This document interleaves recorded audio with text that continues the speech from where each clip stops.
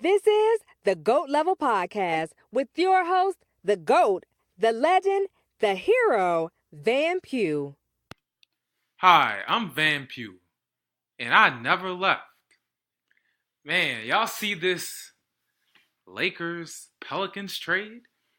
I mean, Anthony Davis has been rumored to be going to the Lakers all year. I'm just glad it finally happened. I think this trade was proposed a while ago. It was. But then I don't know what the difference was. Maybe the extra first round picks or whatever. But nevertheless, the deal is done. It's done. Anthony Davis is now a Laker. Well, it'll be official in 2 weeks, I assume, or maybe three. Oh my gosh. When I saw what the Pelicans got, the Pelicans are getting the number 4 pick, 3 more first round picks: Lonzo, Josh Hart, Brandon Ingram. That's crazy. They are building themselves a squad and they keep Drew Holiday? And I don't know. I don't know if you should keep what is his name? I don't think you should keep Julius Randle. Julius Randle and Zion, like they're similar players. But if you want to keep Julius Randle, the stockpile talent, that's fine. Well, you could just trade him. Whatever they want to do is fine. They got a nice squad, building some depth. All you got to do is get some veterans on that bench, and you got yourself a squad. And then in the future too, who knows what kind of position the Lakers will be in. There's no promises that they'll be, one of the top teams.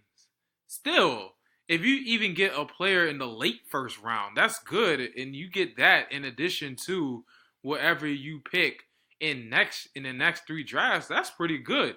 You are just stockpiling young talent, and if they are any good, you might have yourself a dynasty in the making. That's cool. I automatically thought the Pelicans won this trade. But then I was reading Twitter and I was like, wait a minute. Someone brought up free agency. How the Lakers could get Kemba Walker, Jimmy Butler, or even Kawhi Leonard. And now it gets interesting. Because if you get one of those three, it's over. It is over. It is a wrap. All you need is a good bench, is a veteran bench, and there you go. I mean, this is typical of teams who have a generational player like LeBron, and you're trying to win now. You get 2 stars, or you get 1 star to pair with him, or to combine with him, and then you get a bunch of veterans around him in the starting lineup and on the bench. Then you got a squad. Look at the '98 Bulls. That's just like that. Look at LeBron's championship teams, full of veterans coming off the bench. I think that's the path the Lakers are going. They do this, and then these folks get old, they get injured, and then they got to rebuild or fall back. That's just how the game goes. When you're trying to win now, you stockpile veterans. That's what you do. And when you're trying to rebuild, you stockpile young talent. This is two franchises going different directions. Or are they? I don't know, man. I think the trade is even. The trade's even. I think both are going to be okay, but the Lakers will be better in the short term, obviously, but the Pelicans will be better in the long term. It's even to me. Now, the idea of the Lakers getting, if they get Kawhi Leonard, that's the best case scenario. Kawhi Leonard, LeBron James, and Anthony Davis? I don't know how you're going to pay all those guys, but if that was to happen, that'd be insane. It's probably not, though. I can better see, it'd be better if they do Kemba, Anthony Davis, and LeBron James. That would be an insane big three. And now I could see why Vegas had them as the second highest odds. Now it makes sense. Now it makes a lot of sense. I thought Vegas was crazy. I wasn't even thinking about the trade. Oh, and how about this? And what I was thinking was DeMarcus Cousins. DeMarcus Cousins, he signed a 1-year deal with the Warriors. I mean, he's a free agent, right? They could get DeMarcus Cousins for cheap, and DeMarcus Cousins is getting healthy. Oh my God, it's a wrap. If they get a healthy DeMarcus Cousins, see, I'm reading it right now, $5 million contract, unrestricted free agent, it's over. Even D'Angelo Russell is an unrestricted free agent. Well, he's not going back to the Lakers, but oh my God, look at this free agent list. I mean, come on, this is insane. I mean, well, maybe you can sign Rondo back, but at $9 million, I don't know, man. I don't know if you want him back. Oh my God, if you could get JJ Redick, oh my God, bro. You get JJ Redick, or maybe if you get Kyrie Irving, oh boy. If you can somehow get Kemba Walker, maybe Kyrie Irving, one of the two, and you can get DeMarcus Cousins, and you can get JJ Redick, even though Rondo would be cheaper coming off the bench, but whatever. If you can get that 5, you get those 5, I think they are at least a semifinal team. At least. That is ridiculous. Even Marc Gasol has a player option. He can, oh my God, $22 million. Even if you don't get DeMarcus Cousins, you get Marc Gasol for cheaper. Because I don't think anyone's paying $22 million for Marc Gasol. I don't think so. There's no way. Like, he goes from an all-star to just a regular starter. Like, you don't pay $22 million for that. I'm not even an expert in salary cap and NBA salary cap, but that just doesn't make sense to me, bro. It doesn't make sense. Oh my God, Bojan Bogdanovic, who was averaging 20-something a game when Victor Oladipo was out. No, get him. This guy, when he was on the Wizards, oh my God. I was mad when the Wizards let him go. Man, what? If you get Bojan, okay, JJ Redick's cool. Yeah. Get Bojan. That dude is a beast. Bruh. If you could get Kyrie Irving, oh my God, bruh. Oh my God. If you could get Kyrie Irving, you got Anthony Davis, LeBron James. You get Kyrie Irving, DeMarcus Cousins, and Bojan Bogdanovic. Oh my God, son. Forget what I said about JJ Redick. Get that guy. It is a wrap. They're gonna sweep the Warriors.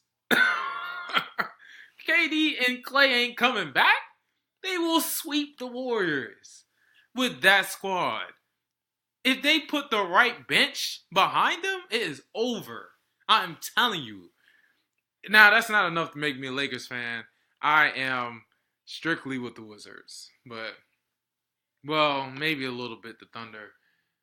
I'm telling you, man, I really like what both teams are building. But I'd rather have, well, right now, the prospect of the Lakers, oh my God. They're going to be dirty. I mean, they're going to get one of them free agents, and that big 3 is going to be something dirty. It's going to be nasty. At least for a few years. Then LeBron is gone.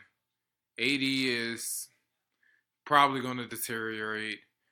And then whoever that third star is, he's probably gone. So, like I said, when you're winning now, you got to stockpile those veterans so you can win as much as you can in the short term, because when them players get old, you're going to have to rebuild. And if you don't get the most out of them now, You just wasted a bunch of time, and then, the Pelicans and the Suns of the world are going to start, bodying you because they got all the talent that has came up and developed, and you got the old guys who are rotting away. But for now, that is vicious, and their team is going to be nice. I'm telling you. I'm telling you right now, the Lakers, oh my God. I can see the hype now. The Clippers, you better watch out. You better watch out, Clippers. I think the Lakers are back. Oh, but someone on Twitter said the Lakers are back like Texas. Every time they say Texas is back, Texas loses like 3 or 4 games. But whatever. That's hilarious, bro. Well, I'm telling you, the Lakers are going to be nice. We'll see. Let's see. I really like this free agent list. I mean, you really... Oh, my God. Chris Middleton's a free agent? I'm telling you, this... Woo, boy. I'm telling you, this is going to be... Free agency might be the greatest thing ever right now. Because I'm going to be on pins and needles just waiting to see where everyone signs. Someone signing with the Lakers. How can you turn down playing with LeBron and Anthony Davis? Come on, man. Come on, man. And I gotta laugh at the Knicks real quick. All these people thought the Knicks were getting Anthony Davis and KD. Even the Knicks even the Knicks front office thought they had a chance at these guys. Well, they might have a chance at Kawhi Leonard. I don't think they're getting Kawhi Leonard. But I swear the NBA is like... Stupid. I'm not going to let you get the chance. The Knicks getting no mercy in free agency. None at all. Oh, well. That's not even a bad thing. Like, if I was a Knicks fan, honestly, you look at R.J. Barrett and Dennis Smith Jr. and then Kevin Knox. You build around them. It's the Eastern Conference. You can make the playoffs with a losing record. All you got to do is be okay. Especially with Charlotte probably losing Kemba Walker. Like, if Charlotte doesn't give him the super max, if he doesn't accept the super max, then come on. I mean, come on. The East is wide open for 8th place. At least. Come on, man. You get him a year or two of R.J. Barrett, Dennis Smith Jr., and Kevin Knox, and you add whoever else they're going to get, maybe off free agency, maybe. They might get some underrated signings. They might not get the big names, but they might get some, like, small names that'll fit their team well and the young players. I'm telling you, man, I think the Knicks, they're, like, maybe 2 or 3 years away. But I wouldn't be mad at building around those 2 young players. I mean, so you probably aren't getting KD. It doesn't matter anyway. He's out for a year. Not getting KD, most likely. Not getting Kawhi Leonard. You're not getting Kyrie, most likely. I mean, it sucks. It sucks at first, but honestly, the future is bright with R.J. Barrett. I promise you, that guy's lit. He was the number 1 pick in the draft. For sure, slam dunk until Zion Williamson took over and Ja Morant started cooking. So, I'm telling you, man, the Knicks, I think the Knicks will be fine, but they're like 2 or 3 years away. I wouldn't, it's funny that they're going to miss out on those big free agents y'all tried to tie them to, but at the end of the day, if R.J. Barrett is like that, which I think he is, they can build around him, and they'll be just okay. So the Raptors won. The Raptors won the title. Man, I'm so happy because I was tired of the Golden State Warriors. A lot of people were. I'm so glad the Raptors just reached out and grabbed that title. I don't want to hear no excuses about injuries, how DeMarcus Cousins wasn't 100%, and how KD wasn't playing, and yada, yada, yada. Kevin Looney, Kevon Looney, I don't want to hear it. You lost. You lost. You had Steph Curry, though. You had Klay Thompson for most of the series, except Game 5. But you won Game 5. So it's like, I don't want no excuses about the Warriors. They lost, okay? I'm so glad that they lost. I mean, the Raptors, they were too much, man. Siakam and Ibaka, they just get in the paint hook shot all day. I was just waiting on some team with size and length to just pound them inside. And it turns out the Raptors ended up being that team.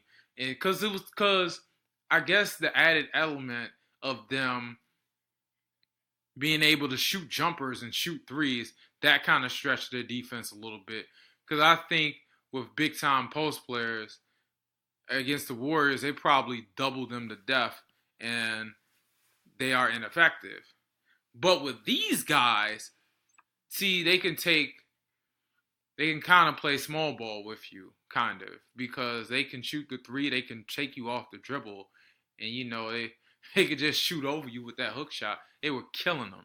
And now that I think about it, when Ibaka was on the Thunder, he was giving them trouble. I can see why they had a lot of trouble with the Thunder too, because the Thunder had a similar combo. They had Durant and they had Ibaka, and they couldn't stop him. Now, I'm not saying Siakam is as good as KD, but he has that length and he can shoot. He has great range. He can shoot. He shoot mid-range and he can shoot threes, just like KD.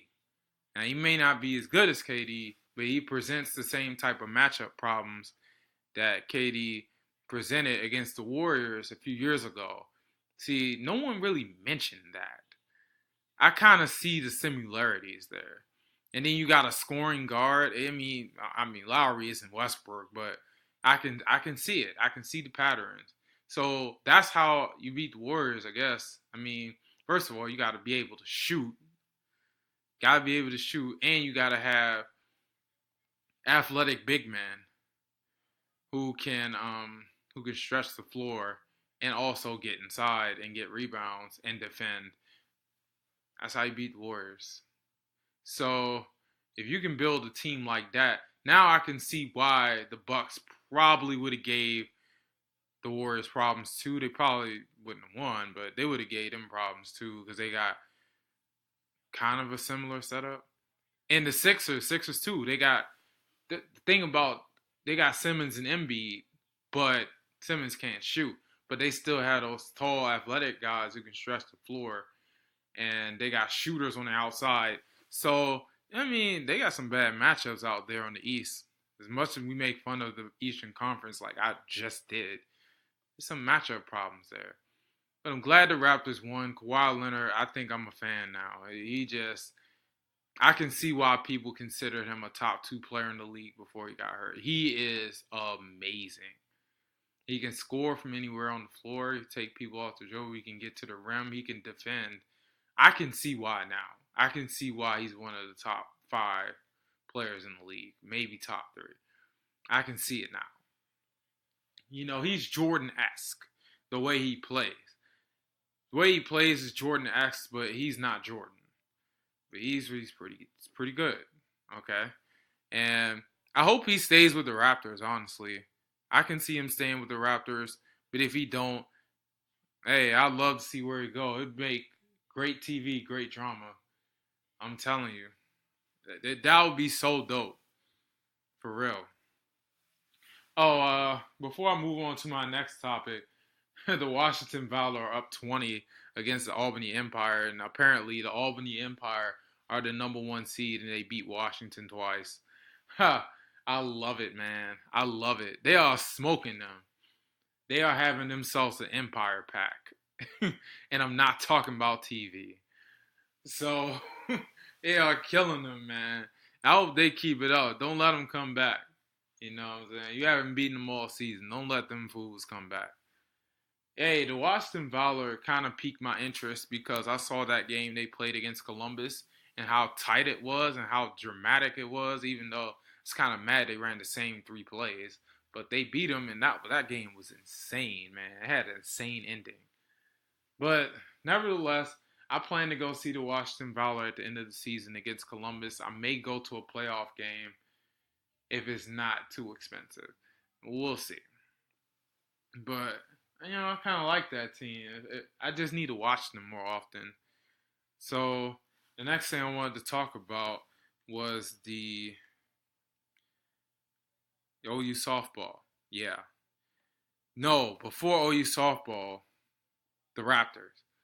Speaking of the Raptors, the GM, man, this guy, man, apparently he got in a fight with security guard over credentials. Come on, that's silly. I think the security guard was a hating Warriors fan. I think truly he was. But that's not why I bring up this GM. I'm a Wizards fan. And the Wizards have been trying to recruit this guy to come to DC. Apparently his wife is from DC. And there's rumors that Barack Obama was recruiting him to come to DC. I would love to have him here. To just watch how he built that Raptors team. Sure, the Wizards swept them not too long ago. But also, they also beat the Wizards in 6. But the Wizards gave them some. But still, they were still a really good team. And they've won a lot of games. And he has a lot to do with it. I would love to have that here in DC. They offered him $10 million. Apparently, would love to have him here. Would love to have him here. But I can't see it. I don't think he's leaving Toronto. If he does, love to have him. See what he can do with this Wall contract and this Bill thing. I mean, and of course his number 9 pick. Let's see what we can do here, because it's a tough one. I don't know who you're gonna put in that office, but it's not gonna be easy. This is not an easy situation. See how I go though. Okay, now let's talk about OU softball. OU softball lost right after I called them the best team ever. They lose to Wisconsin, probably the last team I wanted them to lose to, because I don't really like them. My friend who's a Wisconsin fan, who I just ran with today, shout out to Emily, who moved to DC, by the way. I can't stand them. I really can't. Sometimes more than Texas, but maybe that's going too far. But out of all the teams to lose to in your 40-game winning streak against, you lose to Wisconsin. Thank God they came back the next game and shut them out. Thank God. Then, of course, they annihilated Northwestern. No one remembers what happens in that series. Boom. We annihilate them. We move on. Play Alabama. Of course, Alabama gives us trouble every time. It don't matter how good OU is. Alabama, even though they're always a notch, I don't say a notch, they're like a half a step worse than OU program-wise. Like we always have the better team, but they always give us trouble. Always. So, of course, we barely beat them the first time.